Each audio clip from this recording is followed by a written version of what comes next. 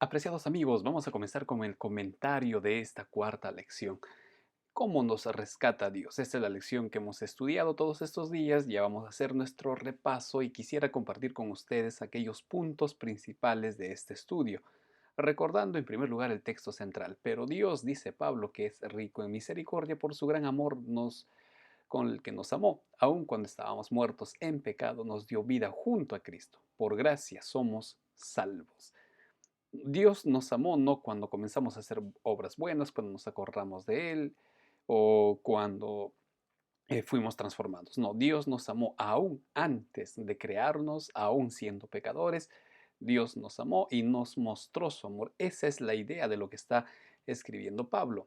Cuando dice en Reflejemos a Jesús, nos daremos cuenta del verdadero valor de la obra e intercesión del Salvador, cuando descansaremos con plena confianza en Él para vivir una vida noble, pura y dedicada. ¿A qué alturas puede llegar la imaginación santificada e inspirada para que nosotros, pues, con las virtudes de Cristo podamos crecer? Podemos percibir las glorias del futuro eterno. Podemos vivir como viendo al invisible. Caminemos por fe y no por vista. En otras palabras, todo lo debemos a Cristo, todo lo hacemos por Cristo y nuestra salvación obviamente es el resultado de nuestra vida o lo que Cristo hace en nuestra vida. Somos salvados por gracia, no por obras, por méritos, por buenas acciones, por nada de eso. Nosotros somos salvados únicamente por la gracia de Cristo. En resumen, la lección nos dijo eso. ¿Cómo nos salva Dios? Por gracia. Porque Él quiso salvarnos, porque Él decidió salvarnos, porque Dios tuvo el deseo de salvarnos, y no porque nosotros le hayamos convencido, no porque nosotros le hayamos ganado su corazón, hayamos hecho méritos, jamás. Únicamente Dios nos salvó porque Él nos ama y porque en su amor Él decidió salvarnos. Esta lección vamos a dividirlo en tres partes. La primera es recordar nuestra terrible condición. ¿Cuál es aquella condición en la que todos nosotros nos encontramos? Y veamos esto. Efesios capítulo 2, versículo 3. En realidad del 1 al 3, Pablo hace una descripción trágica pero real de nuestra naturaleza, que somos pecadores. Y no solo somos pecadores, somos esclavos de nuestros deseos, de nuestras pasiones, de nuestras inclinaciones pecadoras. Como vuelvo a repetir, no solo somos pecadores y punto, no podemos salir, en primer lugar, de la condenación del pecado y en segundo lugar, no podemos salir de nuestra condición. Por eso nosotros solos proponemos, deseamos, anhelamos hacer bien las cosas y no lo podemos hacer. Lo hacemos un par de días y luego volvemos a caer. Dejamos de mentir un tiempo, pero luego volvemos a mentir. Esa es nuestra condición. Y hay que tener mucho cuidado aquí, apreciados amigos, con las enseñanzas del humanismo. El humanismo tan predicado, enseñado, tú puedes, tú puedes, tú puedes. No, tú no puedes. Tú no puedes. Tú necesitas de Dios. Tú necesitas buscarlo. Sí, pero yo puedo buscar a Dios. No, tú tampoco puedes buscar a Dios. Yo no puedo buscar a Dios. Es más, ni siquiera lo deseo. No, pastor, yo sí, yo cuando tengo deseos, yo en mi corazón digo, sí, es hora de volver a Dios. No confundas, porque esa es la obra de Dios, es la obra del Espíritu Santo. Tú no quieres hacerlo.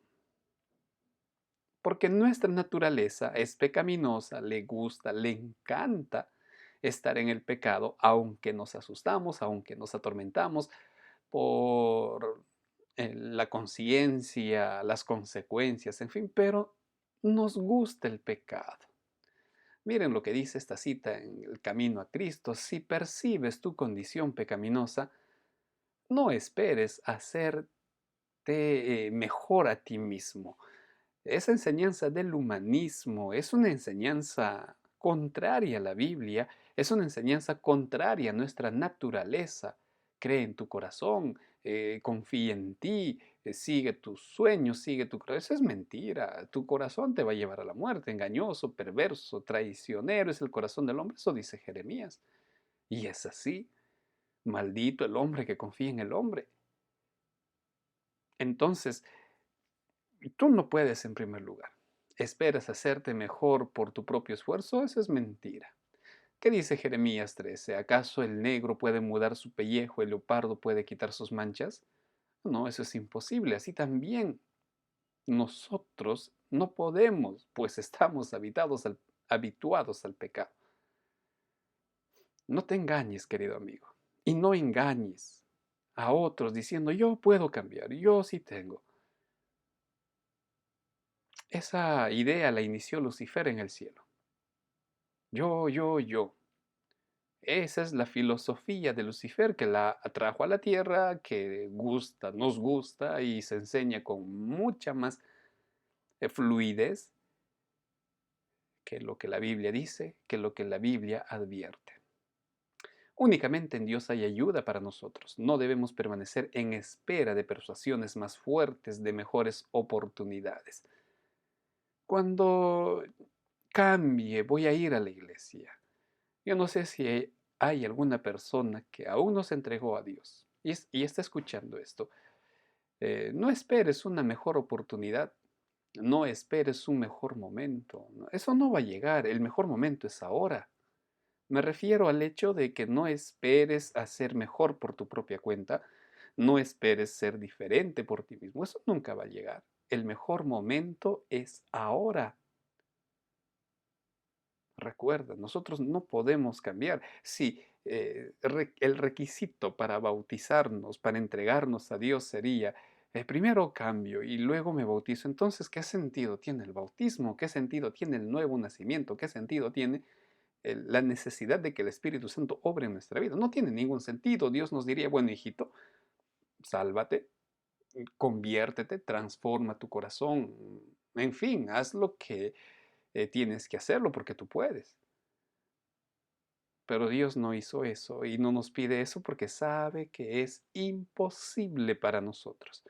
Pastor, la Biblia dice que nosotros vamos a ser transformados y seremos perfectos antes de la venida de Cristo. Exactamente no dice eso. ¿Vamos a ser transformados? Sí, pero la transformación, sí dice Pablo, será completa, será total cuando Cristo vuelva por segunda vez. Ahí será terminada la purificación, transformación, glorificación, en fin. Pero antes de todo eso, nosotros no podemos, a menos que estemos siendo ayudados por Cristo. De eso hablaremos en el último punto. Entonces, esa es nuestra condición, queridos amigos. ¿Y a dónde nos conduce? A la muerte. Únicamente nos conduce a la muerte, muerte eterna, perdición eterna. ¿Queremos salir de esa condición? Sí. Muy bien, tenemos que morir. El problema es que ¿quién te resucita si mueres en el pecado? Satanás te va a reclamar como posesión suya y estamos fritos. Esa es nuestra condición y lamentablemente la lección también explicaba esto, que el ambiente donde crecemos es un ambiente lleno de pecado. Actúa, dice Efesios, en nosotros el mismo espíritu que actuó en el corazón de Lucifer. Conflicto de los siglos en la página 490 reseña lo siguiente: el mismo espíritu que fomentó la rebelión en el cielo lo sigue haciendo en la tierra. Satanás ha seguido con los hombres la misma política que siguiera con sus ángeles. ¿Cuál fue esa política? Bueno, en primer lugar, Dios es un tirano, Dios no me entiende, Dios no esto, Dios no aquello. ¿Por qué tenemos que obedecer? ¿Por qué nos tienen que decir qué hacer, cómo hacer las cosas? Déjennos a todos tener libertad. No suena al cielo, ¿verdad? Suena a lo que muchos piensan y quieren en la tierra. Pero eso es lo que ocurrió en el cielo. Ha seguido la misma política que siguiera con los ángeles. Su espíritu impera ahora en los hijos de desobediencia. Esta parte es llamativa, queridos amigos, por dos razones. Número uno, porque el ambiente donde vivimos es un ambiente corrompido por el pecado. Lamentablemente esto es así. a tu alrededor hay pecado. Esto no tengo que, creo que detallar, porque nos damos cuenta muy bien que el ambiente que nos rodea es un ambiente corrupto a consecuencia del pecado. Y en segundo lugar, porque si a mi alrededor hay pecado, si convivo con gente pecadora, entonces ¿a quién voy a buscar para que me ayude? ¿Quién me va a ayudar? ¿Quién me va a rescatar? ¿Quién me va a sacar? Nadie, porque todo está corrompido por el pecado y al contrario, todos necesitan salvación. Todos. Entonces la única ayuda en todo esto es Dios. La única ayuda a tu situación es Dios, no el dinero que es corrupto, no la ayuda social porque es limitada por muy buenas intenciones que tenga. Nada te va a ayudar, solo Dios. Como Él sigue explicando acá, tratan estos de romper el freno de la ley de Dios y prometen a los hombres la libertad mediante la transgresión de los preceptos de aquella. ¿Qué quiere decir esto? Que a tu alrededor lo único que hay es inclinación, pensamientos y tendencias al pecado. Eso es lo único que existe.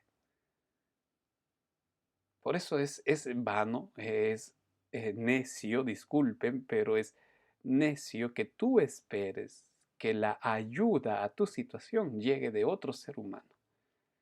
Lo que tú y yo necesitamos es a Dios. Cualquiera sea tu problema, tú y yo en primer lugar necesitamos es a Dios. Ahora, que Dios utilice agentes humanos para ayudarte es muy diferente. Es muy diferente. Sigamos leyendo. La reprensión del pecado despierta aún el espíritu de odio y de resistencia. Si tú hablas a alguna persona, quieres hablar o le invitas a conocer a Dios, la mayoría se va a resistir. La mayoría va a buscar una objeción, una excusa y no va a querer. Y tú le insistes, lamentablemente no va a querer escuchar, se puede incomodar. Esa es el contexto. Esa es la salud espiritual del mundo. Cuando los mensajeros que Dios envía para amonestar tocan la conciencia, Satanás los induce a que se justifiquen y a que busquen la simpatía de otros en su camino de pecado. Bueno, creo que está claro esto, que las personas buscan a otros que piensan igual para continuar con sus hábitos. En lugar de enmendar sus errores, despiertan la indignación contra el que los reprende como si éste fuera la única causa de su dificultad. Por lo tanto, tenemos dos grandes problemas. Uno, que tú y yo ya nacemos con una naturaleza pecaminosa, no una naturaleza que esté inclinada al pecado, no, ya nacemos con una naturaleza pecaminosa. David lo dice de forma clara, en pecado me concibió mi madre. Y ahora esto al 100%, amigos, no lo vamos a entender. Por eso Pablo mismo dice, este es el misterio de la iniquidad. No lo vamos a entender. Y Elena de White también al respecto dice, si lo entendiéramos, podríamos encontrar justificativos, lo cual es imposible y que en consecuencia es imposible entender. Pero nacemos con una naturaleza pecaminosa y el ambiente donde vivimos, crecemos, aprendemos, es un ambiente lleno de pecado. Entonces, la solución a tu vida, a tu problema, no está en este mundo ni está en ti. La solución está en Dios. De eso vamos a hablar en el siguiente punto, pero antes quisiera tocar este punto. Isaías 29:15 advierte contra guardar un pecadito, acariciar un hábito, uno solo, simple, sencillo. No es necesario que mates, no es necesario que seas un delincuente, no es necesario que hagas perversidades. No, basta un pecado simple, poquito de codicia, un poquito de mentira, avaricia, cualquier tipo de pecado, inmoral, lo que sea. Estás en problema, querido amigo. Hay de aquellos que acarician y guardan sus pecados creyendo que nadie los verá o su pecadito no tendrá consecuencias eternas. Mucho cuidado, mucho cuidado. En el libro Testimonio para las Iglesias, el tomo 5, Elena de White hace esta advertencia. Un mal rasgo de carácter solo un mal rasgo. No, el problema de este hermanito, de mi esposo, de mi hijito es un poquito renegón. Si tú te airaste contra tu prójimo, ese es un pecado grave, dijo Cristo. Es como si estarías matando. Miren la profundidad del problema. No está diciendo algo grave como asesinar. Un defecto del carácter. Ese hermano es bueno, es lindo. El único detalle es que es un poquito soberbio, es un poquito arrogante, es orgulloso. Un mal rasgo de carácter. O lo mismo, un deseo pecaminoso acariciado con el tiempo neutraliza todo el poder del Evangelio.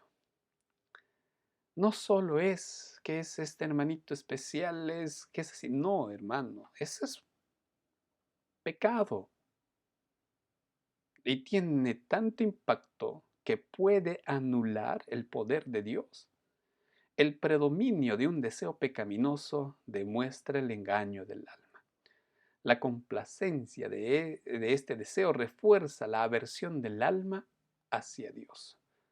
Los rigores del deber y los placeres del pecado son las cuerdas con las que Satanás ata a los hombres en sus trampas.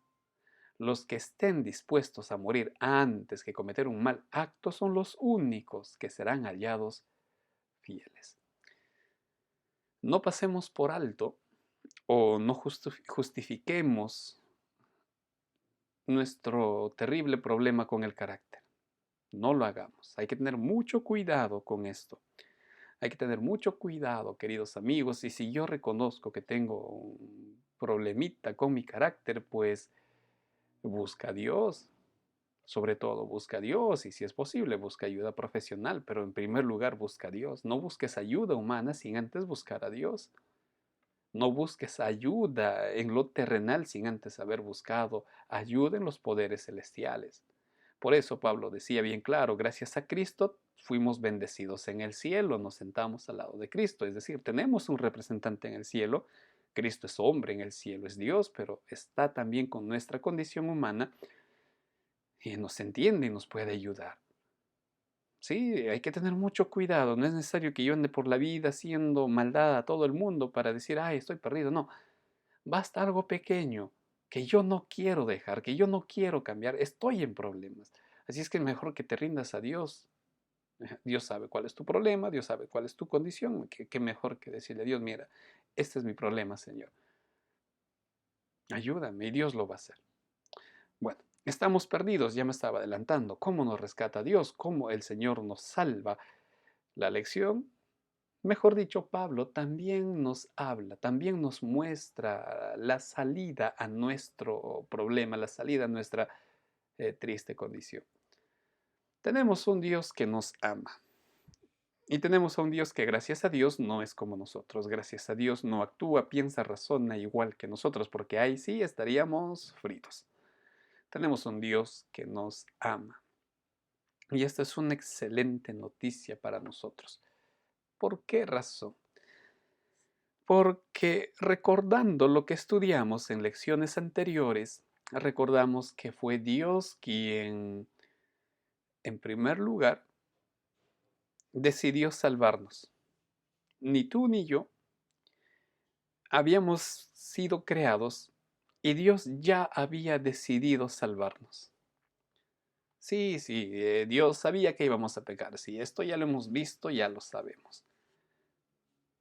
Es más, recuerda que Dios pagó la peor parte por nuestras decisiones, no tú y yo. Fue Dios quien pagó lo más duro de nuestros errores. Dios lo hizo y decidió crearnos, pero también decidió salvarnos, porque nos ama. Dios decidió amarnos. A pesar que somos un dolor de cabeza, Dios decidió amarnos. Entonces tenemos un Dios que nos ama. Vamos a ver lo que está escrito. Nuevamente reflejemos a Jesús. Dice, por la investigación de las Escrituras podemos llegar a comprender lo que somos para Cristo y lo que Cristo es para nosotros. Gracias a la al estudio de las Escrituras, nosotros podemos comprender quién es Cristo para nosotros.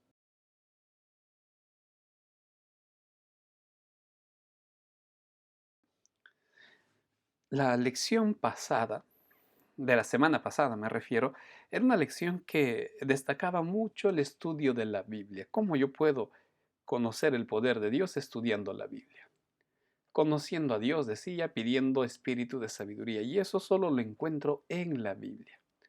Y gracias al estudio de la Biblia tú vas a comprender quién es Cristo para nosotros. Al contemplarlo, al pensar en Él, podemos llegar a ser semejantes a Él. Podemos ser semejantes a Cristo. Hemos de amar la perfección porque Jesús es la personificación de la perfección, el gran centro de atracción. La vida que ahora vivimos debemos vivirla por fe en el Hijo de Dios. Entonces, sí o sí necesitamos nosotros de nuestro Señor, tener fe en Cristo, tener fe en Él. Pero, ¿cómo nos salvó Dios? ¿De qué manera? Bueno, Cristo se entregó a sí mismo por la redención de la especie, para que todos los que crean en Él puedan tener vida eterna. Todos los que aprecian este gran sacrificio reciben del Salvador el más precioso de todos los dones, un corazón limpio, como Cristo se entregó por nosotros. Pastor, eso ya lo sabemos, pues hay que repetirlo. Yo lo sé, y qué bueno que muchos aquí lo sabemos, pero hay que repetirlo. No una, no dos, hay que repetir constantemente esto en nuestras vidas. Tiene que ser una realidad, tiene que ser una verdad. Eso es el Evangelio, que Cristo murió por ti y Cristo murió por mí, y solo así Él nos pudo dar salvación. Recuerda cómo nos salva. La lección titula eso, ¿cómo nos salva Dios? Dos cosas fundamentales. Uno, porque Dios decidió seguir amándonos a pesar de lo que somos, a pesar de lo que hacemos. Dios decidió seguir amándonos. Dios no me va a amar más o no me amará menos en relación a mi vida. No, Dios no piensa así. Dios nos amará igual, hagamos lo que hagamos. Y en segundo lugar, porque Dios decidió salvarnos. Cuando el Señor Jesús estuvo en el Getsemaní agonizando antes de ser entregado, la oración que él le hace al Padre es clara. Si hubiera otra forma de salvar al hombre, muéstrame. Pero no había. Y quien decidió voluntariamente venir a darnos salvación fue el mismo Cristo. Entonces, querido amigo, ponte a pensar en esto. Dios pudo tranquilamente tomar la decisión de abortarnos. Voy a tener problemas, voy a tener sufrimiento, tanta cosa con estos hombres. Mejor abortamos la creación o desaparecemos a la tierra, en fin. ¿Y qué le íbamos a reclamar a Dios? Pero Dios, sabiendo muy bien que Él iba a pagar nuestro pecado, decidió amarnos. Si tú buscas a Dios, dice, obtienes una experiencia más valiosa que el oro, la plata o las piedras preciosas. Se sientan con Cristo en los lugares celestiales para gozar en comunión con Él la alegría y la paz que solo Él puede dar.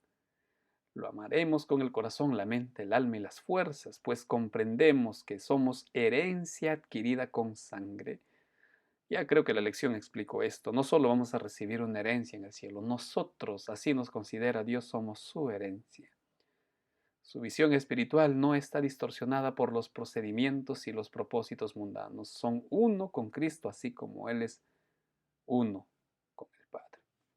Hay muchos motivos para agradecer a Dios, por supuesto, pero aún para agradecer a Dios lo debemos a Cristo.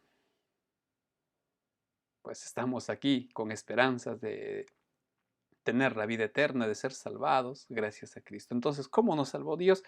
Recuerdo dos conceptos acá. Uno, porque Dios decidió seguir amándonos. Hagas lo que hagas, Dios te va a amar. No solo a ti, al vecino que ves en la calle gritar a su esposa, al borracho que ves orinado en el parque. Dios lo ama. Dios lo ama. Hagan lo que hagan. Al delincuente que está ingresando después de haber hecho una atrocidad, Dios lo ama. Porque también es víctima y esclavo del pecado. No es que hace inconscientemente, simplemente él actúa dominado por la naturaleza pecaminosa. Y en segundo lugar, porque Dios decidió salvarnos. Él lo decidió. Y no solo lo decidió, también lo cumplió. Así nos salva Dios. Y pasemos a ver el último punto de este estudio, el tema de la gracia. Y este es un tema un poco más amplio de repente en el estudio, aunque no sé si lo vamos a hacer algo extenso ahora, pero hablemos de la gracia que es lo que nos da Dios, salvación gratuita en otras palabras. Y aquí las obras no tienen valor, al menos para salvarnos, pero sí para demostrar que somos salvos. La gracia de Dios se revela a través de su amor. Efesios 2:7. Fue Él quien nos buscó a pesar de nuestras constantes rebeliones. Es Dios quien nos busca. El pecado imperdonable, repito algo que ya en anteriores ocasiones lo dije, el pecado imperdonable no es el hecho de que Dios se cansó de perdonarnos. Dios jamás se va a cansar ni de darnos perdón ni de amarnos. No se va a cansar. Tú y yo nos vamos a cansar de Dios. Eso es triste y es trágico. Dios siempre nos va a buscar. Siempre va a buscarnos. Vamos a ver esta cita que está en el libro Ministerio de Curación, página 119. No porque le hayamos amado primero, Cristo nos amó a nosotros, sino que aun cuando éramos pecadores, Él murió por nosotros. No nos trata conforme a nuestros méritos, por más que nuestros pecados hayan merecido condenación, no nos condena. Es interesante esto, es profundo en realidad, porque te has puesto a pensar cómo reaccionaría Dios si reaccionaría como tú o como yo. Ahí tendríamos problemas. Porque nosotros reaccionamos o nuestra reacción está condicionada a la acción de otra persona. Si su acción hacia nosotros es buena, es positiva, hay una respuesta, es condescendiente a lo que hacemos, nuestra reacción va a ser algo positivo, algo agradable. Pero si su reacción no es buena, entonces ahí sí tenemos un problema. Porque ¿cómo reaccionamos nosotros? Con la misma moneda. Gracias a Dios que Dios no es así. Por eso digo, esto es algo curioso, es algo interesante, porque Dios te va a amar, te vuelvo a repetir, hagas lo que hagas. Y su deseo es bendecirte. Y aún, aunque no creamos en Él nos sigue bendiciendo. No nos trata conforme a nuestros méritos, porque por más que hayamos merecido la condenación, ya leímos esto, no nos condena. Año tras año ha soportado nuestras flaquezas e ignorancia, nuestra ingratitud y malignidad, pero a pesar de nuestros extravíos, de la dureza de nuestro corazón, de nuestro descuido de su santa palabra, nos alarga aún la mano. Qué maravilloso es nuestro Dios en realidad. Y ojalá nosotros actuáramos así, con ese hijo que da cólera, con ese vecino que ya no lo soportamos, con ese jefe que ya me tiene harto, con ese trabajador que me roba, que, en fin. Pero nosotros extendemos la mano al que nos sonríe, la mano al que nos la recibe, pero al que nos rechaza, al que nos daña, ¿no? Le descargamos nuestra cólera, maldecimos. Dios, gracias a Dios, que no hace eso, porque todo el tiempo Él está extendiendo su mano a pesar de nuestra obstinada rebelión.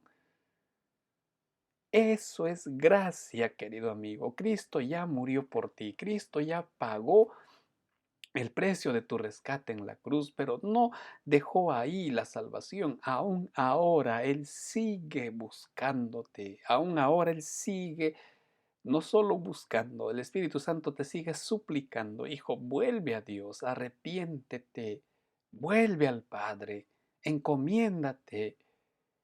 No ha terminado, no cesa y no va a dejar, no se va a cansar de hacerlo hasta que tú te hayas hartado de Dios.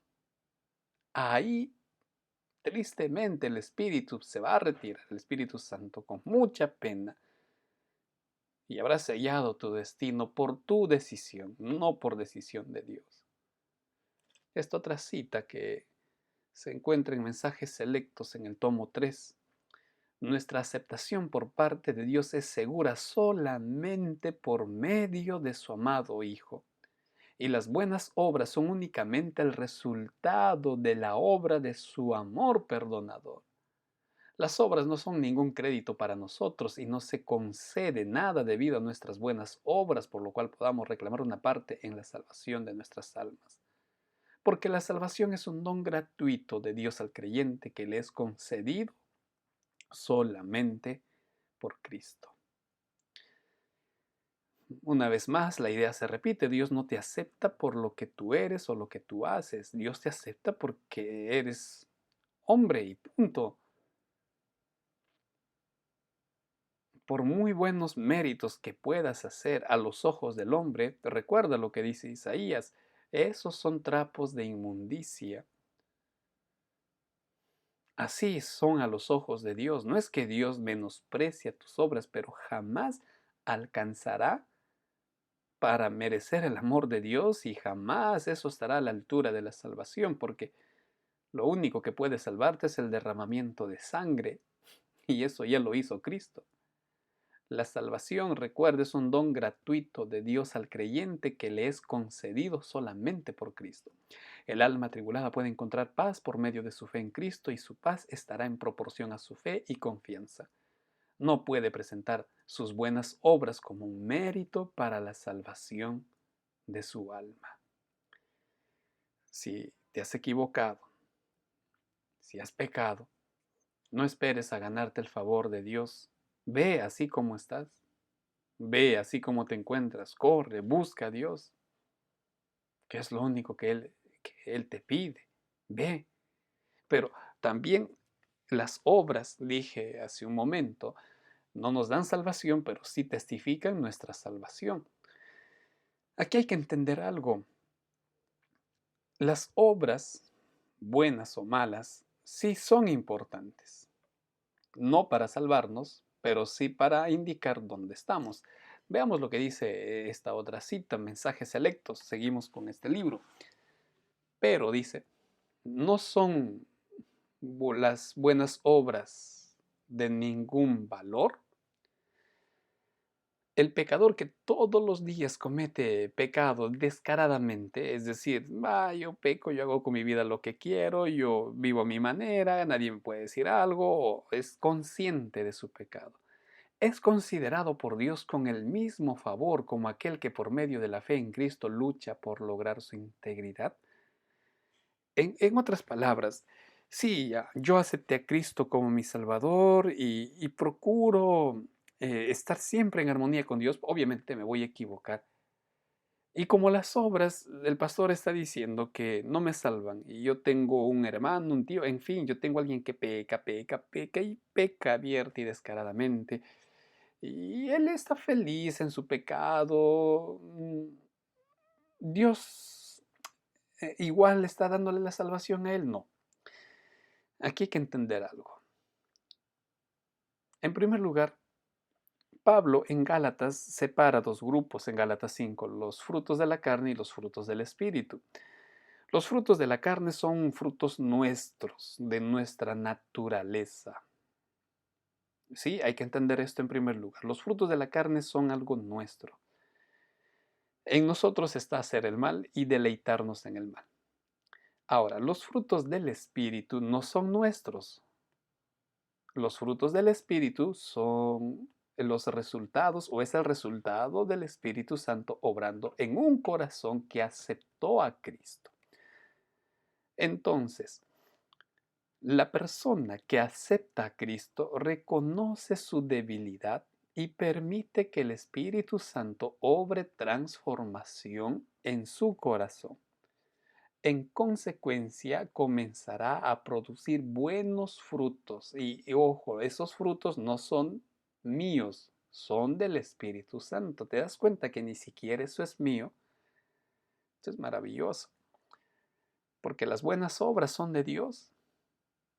Entonces, la persona que ya entró en ese proceso va a tener esa lucha, buenos frutos, y en algún momento va a caer, pero va a estar en ese proceso de santificación.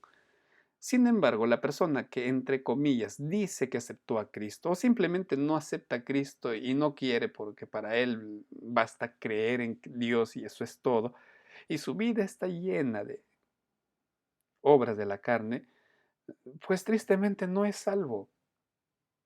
Tristemente no encontró la salvación, o mejor dicho, no se deja salvar, y sus obras testifican que está en camino a la perdición. Por eso no, los dos no son considerados de la misma forma por Dios, porque uno sí reconoce su necesidad y está camino a la salvación, pero el otro no. Y tristemente se jacta en su pecado y no se da cuenta su condición. Y esa es la condición, por ejemplo, de la iglesia de la Odisea. Y no te das cuenta de tu desnudez. Tú dices, esto soy yo, esto hago yo, y no te das cuenta que estás desnudo. Esa es la realidad, apreciados amigos. ¿Qué dicen las Escrituras? Somos creación de Dios, creados en Cristo Jesús para buenas obras, las cuales Dios preparó de antemano para que anduviésemos en ellas. Dios nos creó para hacer buenas obras, pero esas buenas obras solo van a ser una realidad en la medida que Dios obra en tu vida. Entonces, como resultado de la gracia, podríamos decir, nuestra vida va a producir buenas obras. Interesante, ¿verdad? Aún la gracia da como resultados buenas obras, o las buenas obras son el resultado de la gracia. Por eso dije, las obras van a dar testimonio de por qué camino estás yendo tú, por qué sendero estás andando. Entonces, queridos amigos, ¿cómo nos salva Dios? Primero, nos ayuda a ver nuestra condición, nos permite saber que estamos necesitados de un Salvador. Vemos en las Escrituras lo que Cristo hizo por nosotros, reconocemos que Cristo decidió amarnos y salvarnos. Y una vez que Él nos salvó con su muerte en la cruz, yo abrazo ese sacrificio de Cristo y yo reconozco que mis obras, mis méritos son un trapo de inmundicia y lo único que yo necesito es entregarle mi corazón arrepentido. Dios me perdona, Dios me da su justicia y al mismo tiempo obra esa transformación en mi vida, una transformación que da como resultados buenas obras. Así nos salva Dios. ¿Qué parte es nuestra? Quizá lo único que es nuestro, querido amigo, es la decisión. La decisión de a quién voy a escuchar. A mi corazón, a la voz del enemigo que me dice, no, no es necesario, ¿para qué tanta cosa? Por gusto es la iglesia, basta creer en Dios. O la voz de Dios que me dice, hijo, ven y arreglemos cuenta. ¿Cuál va a ser tu respuesta, querido amigo, a la invitación de Dios? Finalmente, algo sencillo que tengo que hacer, no dejar de estudiar la palabra de Dios, pues ahí vas a encontrarte con Cristo y aceptarás su gracia.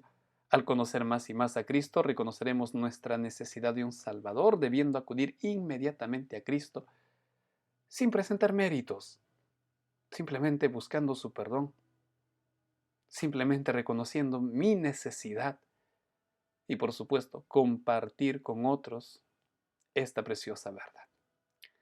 Queridos amigos, terminamos así este breve comentario, bosquejo de nuestra lección. Espero que este material les sirva a ustedes en su repaso, en su estudio o su meditación. Por mi parte, Ha sido un gusto poder compartir este comentario. Que Dios te bendiga. Pido sus oraciones porque estamos en unas jornadas de campaña muy intensa por esta zona y también por cuestiones familiares que pronto quisiera compartir con ustedes una bonita y gran noticia. Un gran abrazo para todos ustedes, que Dios los bendiga y si el Señor lo permite, nos estamos encontrando la próxima semana con un nuevo estudio. Un abrazo para todos ustedes y muchas bendiciones.